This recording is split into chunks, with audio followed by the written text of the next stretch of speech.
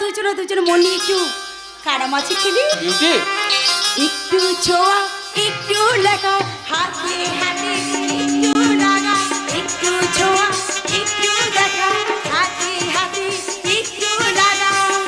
এর বেশি আর কি বলো চাওয়ার আছে রাতে।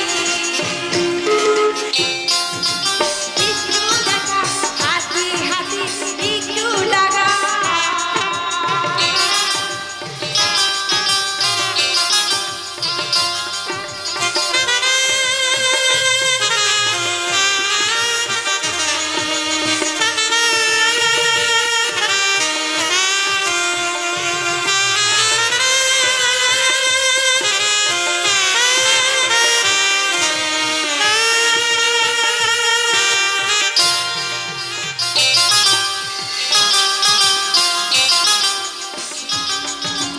চাও কি দুটি মনকে পেতে একটি মনে একসাথে স্বপ্ন রঙিন করো জলসা ঘরে রাতে।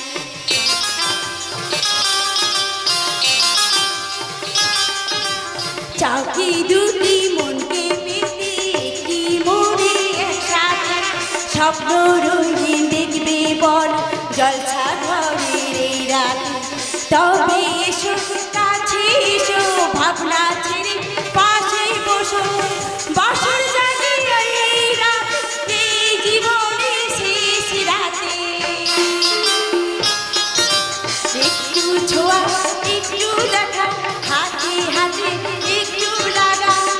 এর বেশি আর কি বলো চাওয়ার আছে রাতে।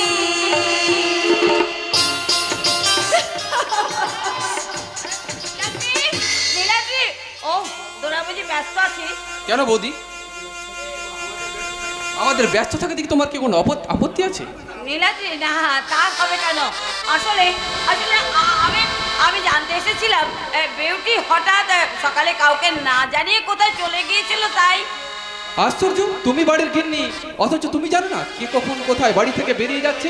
আমি হ্যাঁ হ্যাঁ, তুমি তুমি তুমি কি জানো তোমার জন্য বিউটির আই মিন আমার দ্বারা যে কত বড় একটা ক্ষতি হতো? থাক না, মানে আমাদের বিপদের কথা যাকে তাকে বলে তোমার কি লাভ? কি হয়েছে রে নীলাদ্রি? আর যাকে তাকে বলছিস কেন? আমরা তো তোদের অতি আপনজন।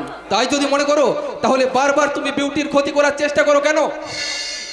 নীলাদ্রি, বলে নীলাদ্রি, আরেকবার বল, শুনতে আমায় কোনো ভুল হলো কিনা ভালো করে যাচাই করে নি। বল নীলাদ্রি, বল। তার আগে তুমি বলো তো দাদা, তখন কি তুমি কোথায় কার কাছে বিয়ে দিয়েছো? হে কথা বলার মানে? সবার কাছে তো প্রচার করে বেড়াচ্ছ কাকুন কি নাকি তুমি নিজের মেয়ের মতো ভালোবাসো। সেই নিজের মেয়ের মতো কাকুনকে কোথায় বিয়ে দিচ্ছ, পাত্র কেমন, তা একেবারে নিচে দেখে আসার প্রয়োজন মনে করলে না?